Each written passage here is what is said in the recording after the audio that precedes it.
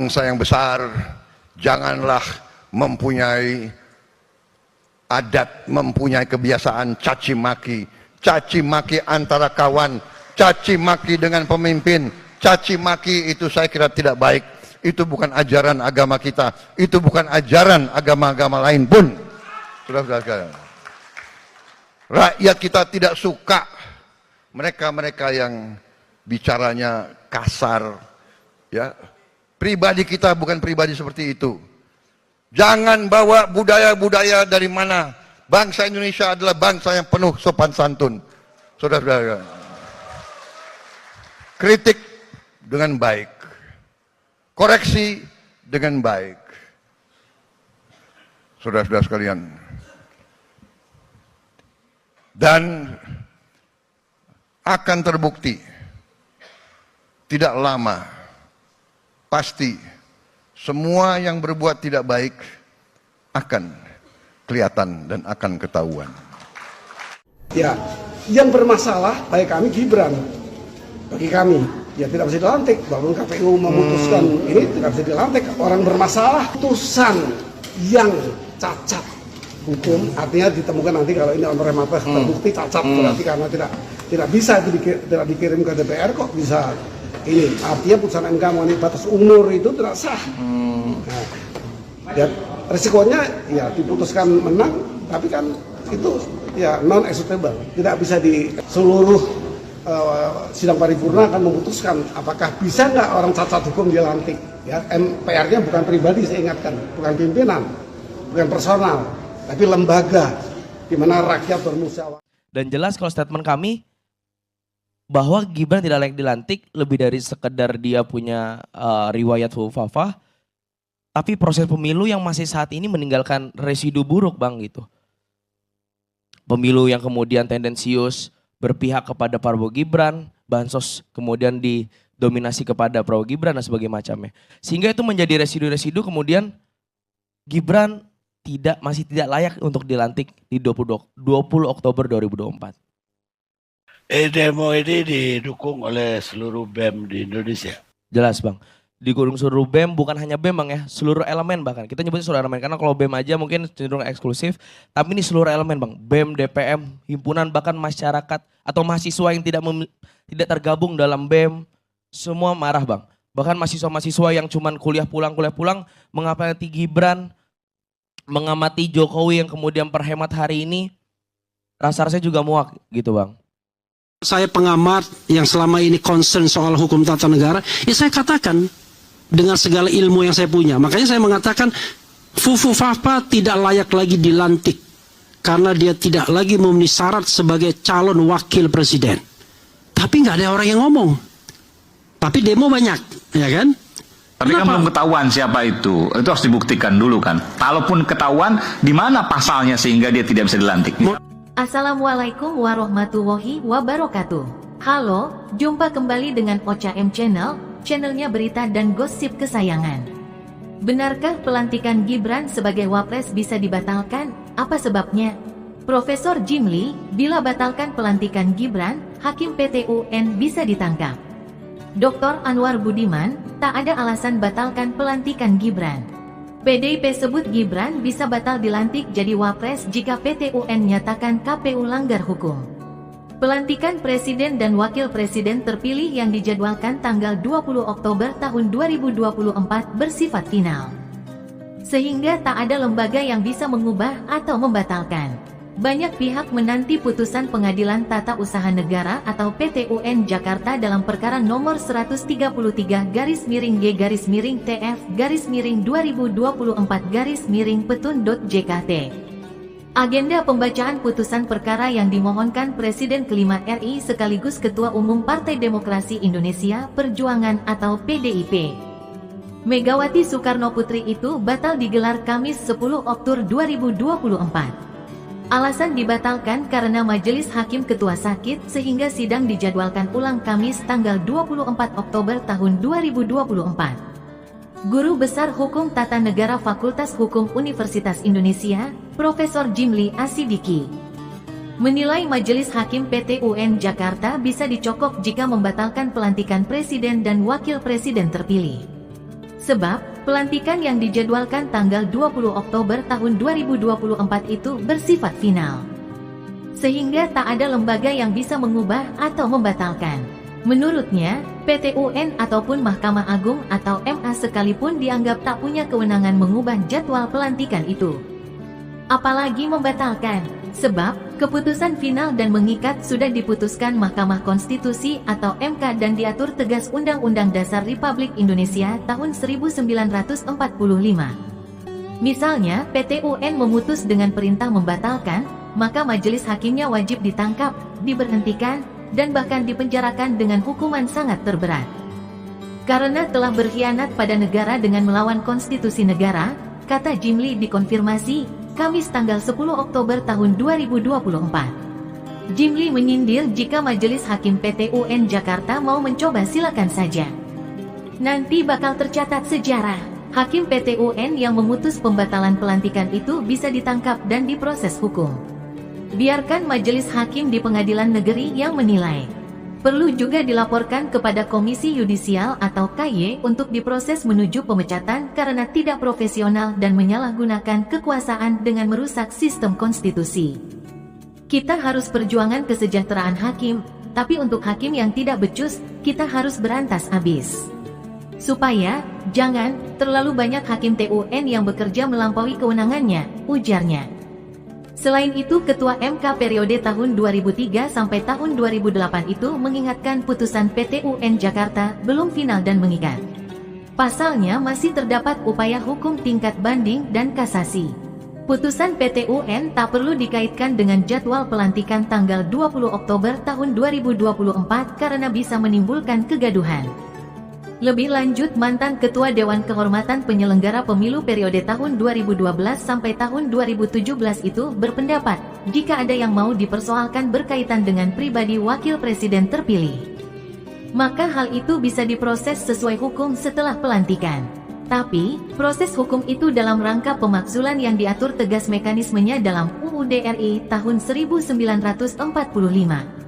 Sebelumnya, Dekan Fakultas Hukum Universitas Brawijaya periode tahun 2023 sampai tahun 2028, Aan Eko Widiarto, melihat secara kompetensi pengadilan, penanganan perkara PHPU menjadi ranah MK dan administrasi sengketa pemilu di Badan Pengawas Pemilu. Jika tidak puas dengan putusan Bawaslu bisa melakukan upaya hukum ke PT UN. Tapi sekarang persoalan PHPU dan administrasi sengketa pemilu 2024 telah selesai. Ditandai dengan terbitnya putusan MK tentang PHPU 2024. Semua proses hukum pemilu sudah dijalankan. Secara kompetensi PT UN sudah tidak masuk pokok perkara. Prediksinya tidak dapat diterima PT UN kalau menyangkut perselisihan hasil PHPU dan sengketa administrasi pemilu, ujarnya saat dikonfirmasi. Senin tanggal 7 Oktober tahun 2024. Bukan berarti upaya hukum lainnya tertutup. Aan menjelaskan setelah dilantik menjadi presiden dan wakil presiden ada potensi untuk mengajukan gugatan baru ke MK jika terjadi kesalahan sebagaimana ditentukan dalam UUD 1945. Yakni terkait pemakzulan atau impeachment. Bukan lagi menyoal tentang sah tidaknya keputusan KPU tentang hasil pemilu 2024. Kendati demikian, Aan mengingatkan proses hukum pemilu yang telah berjalan ini dalam rangka kepastian hukum. Segala perkara pemilu harus ada ujungnya, demi menjaga kepastian hukum. Muncul pertanyaan, apakah kepastian hukum mengabaikan keadilan? Justru kepastian hukum menurut Aan untuk menciptakan keadilan. Bayangkan jika penyelesaian perkara sengketa pemilu tak berujung. Pasti terjadi ketidakadilan bagi semua pihak baik yang menggugat atau tergugat. Ini konsekuensi Indonesia sebagai negara hukum, katanya. Sebagai informasi perkara PT UN Jakarta nomor 133-G-TF-2024-Petun.JKT merupakan gugatan yang dilayangkan Megawati kepada KPU RI. Dalam petitumnya memohon Majelis Hakim PT UN Jakarta antara lain memerintahkan KPU RI menunda pelaksanaan keputusan KPU RI nomor 360 tahun 2024 tentang penetapan hasil pemilihan umum presiden dan wakil presiden, anggota Dewan Perwakilan Rakyat, Dewan Perwakilan Daerah, Dewan Perwakilan Rakyat Daerah Provinsi, Dewan Perwakilan Rakyat Kabupaten, Kota secara nasional dalam pemilihan umum tahun 2024. Dalam pokok perkara Megawati meminta Majelis Hakim PT UN membatalkan keputusan KPU RI 360/2024. Memerintahkan KPU RI mencabut keputusan KPU RI 36/2024. Serta meminta Majelis Hakim memerintahkan kepada tergugat untuk melakukan tindakan mencabut dan mencoret pasangan calon Presiden Prabowo Subianto dan calon Wakil Presiden Gibran Rakabuming Raka sebagai calon presiden dan wakil presiden terpilih berdasarkan suara terbanyak sebagaimana tercantum pada keputusan KPU RI 360/2024. Dr. Anwar Budiman, tak ada alasan batalkan pelantikan Gibran. Pakar Hukum Tata Negara Dr. Anwar Budiman, SHMH berpendapat, tidak ada alasan bagi MPR untuk membatalkan pelantikan Gibran Rakabuming Raka sebagai Wakil Presiden RI pada Minggu, tanggal 20 Oktober tahun 2024 mendatang. Sebelumnya, banyak pihak ramai-ramai menolak pelantikan Gibran Rakabuming Raka sebagai Wakil Presiden RI periode tahun 2024 sampai tahun 2029. Pasalnya, pertama, putra sulung Presiden Joko Widodo ini dinilai tidak sah pencalonannya karena difasilitasi putusan Mahkamah Konstitusi nomor 90 PU 21 2023 yang diputuskan MK yang saat itu diketuai Anwar Usman, adik ipar Jokowi alias paman dari Gibran. Kedua, PDI Perjuangan saat ini sedang mengajukan gugatan melawan Komisi Pemilihan Umum ke Pengadilan Tata Usaha Negara Jakarta terkait keabsahan pencalonan Gibran yang pada Kamis tanggal 10 Oktober tahun 2024 kemarin sedianya diputuskan, namun ditunda hingga Kamis tanggal 24 Oktober tahun 2024 mendatang karena Ketua Majelis Hakim sedang sakit. Ketiga, belakangan muncul isu akun Fufu Fafa di Kaskus yang diduga milik mantan wali kota Solo, Jawa Tengah. Itu yang banyak mendiskreditkan Presiden RI terpilih di pemilihan Presiden 2024, Prabowo Subianto yang merupakan pasangan Gibran. Anwar Budiman berpendapat, pelantikan Prabowo Subianto sebagai Presiden RI dan Gibran Rakabuming Raka sebagai Wakil Presiden RI yang akan dilaksanakan dalam sidang MPR, Minggu tanggal 20 Oktober tahun 2024 mendatang tak bisa dibatalkan. Gibran tetap dapat dilantik. PT UN tidak dapat membatalkan putusan KPU, karena KPU bertindak berdasarkan putusan MK. Jadi, tidak boleh PT UN membatalkan putusan MK. PT UN dan MK berada di wilayah yang berbeda, kata Anwar Budiman di Jakarta, Jumat tanggal 11 Oktober tahun 2024. Namun, kata Anwar Budiman, gugatan PDIP atas KPU ke PT UN Jakarta tersebut tidak akan mengubah ketetapan hasil Pilpres 2024. Ingat, salah satu tujuan hukum selain keadilan dan kepastian adalah kemanfaatan. Sehingga harus diperhatikan apakah putusan yang akan diambil oleh PT UN akan bermanfaat untuk sebanyak-banyaknya kepentingan stabilitas nasional atau sebaliknya. Dengan demikian, harus diperhatikan agar putusan tersebut harus bermanfaat bagi stabilitas nasional. Dengan kata lain, pelantikan Gibran tidak akan terganggu, lanjut dosen pascasarjana salah satu universitas terkemuka di Jakarta ini. Keputusan MK final dan mengikat, kata Anwar Budiman yang juga advokat ternama. Prinsipnya, putusan MK terkait Capres-Cawapres tetap mengikat dan harus dilaksanakan. Tak ada yang dapat membatalkannya. Meskipun proses pengambilan putusan terdapat kesalahan, namun setelah menjadi putusan maka mengikat dan final. Res judicata pro veritate habetur, putusan pengadilan harus dihormati, tegasnya. Diketahui, Anwar Usman yang merupakan paman dari Gibran diberhentikan dari jabatan Ketua MK. Anwar terbukti melakukan pelanggaran berat terhadap kode etik atas uji materi atau judicial review perkara nomor 90 PU 21 2023 tentang batas usia Capres-Cawapres. Putusan ini diketuk oleh Majelis Kehormatan Mahkamah Konstitusi atau MKMK dalam sidang pembacaan putusan etik Selasa tanggal 7 September tahun 2023. Tidak itu saja, Dewan Kehormatan Penyelenggara Pemilu juga menjatuhkan sanksi peringatan keras terakhir kepada Ketua KPU Hashim Asyari dan 6 komisioner KPU lainnya, Senin tanggal 5 Februari tahun 2024.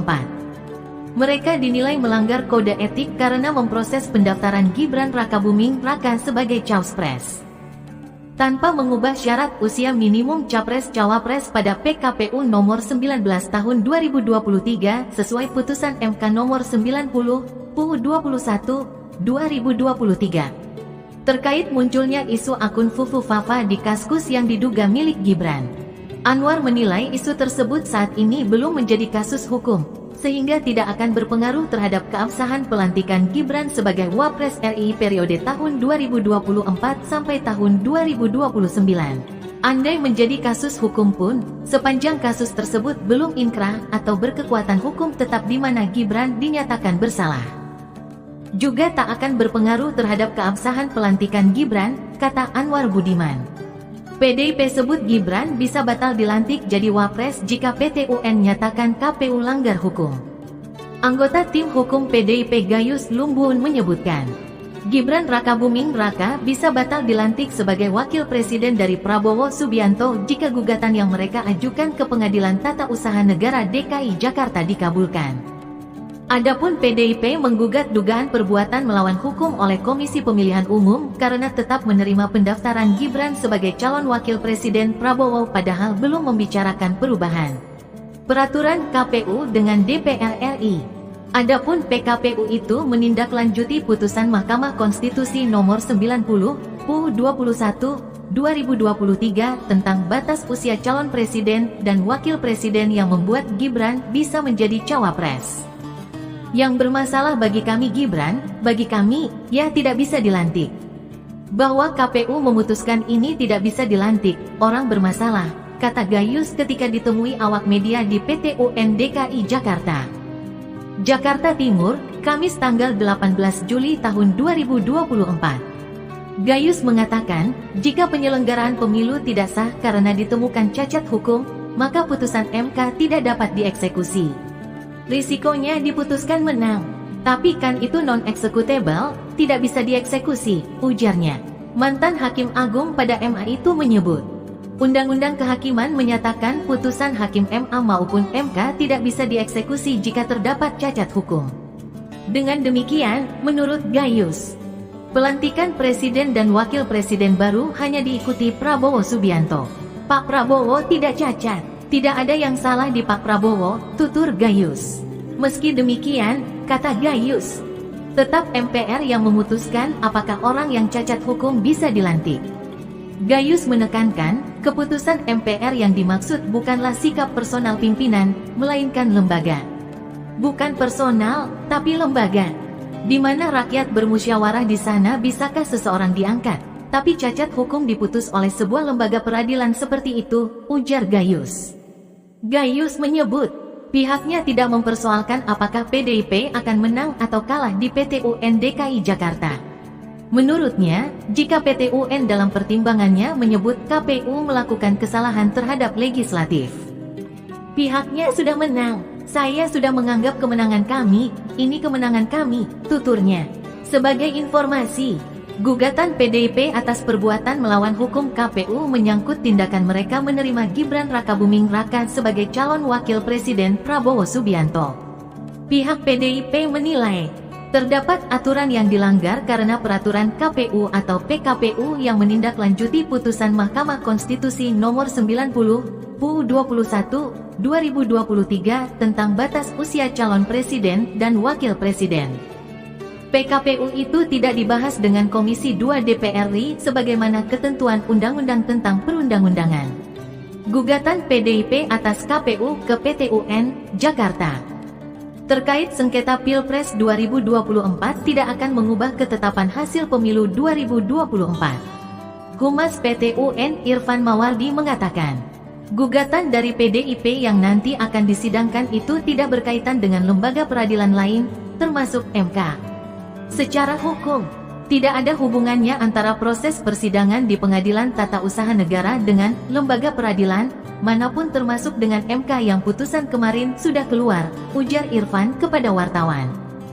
Rabu tanggal 24 April tahun 2024. Demikian, semoga bermanfaat. Wassalamualaikum warahmatullahi wabarakatuh.